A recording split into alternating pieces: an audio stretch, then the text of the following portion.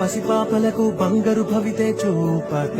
ఒక అమ్మ ఒడిలా నువ్వే మమదే పంచినావుగా బ్రతుకంతా బరువైపోయి అలసిన అవ్వ తాతకు ఇదిగో నేనున్నానంటూ చెయ్యందిస్తున్నావుగా హారే చూపే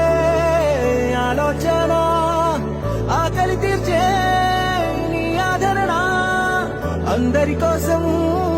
నీలో తపన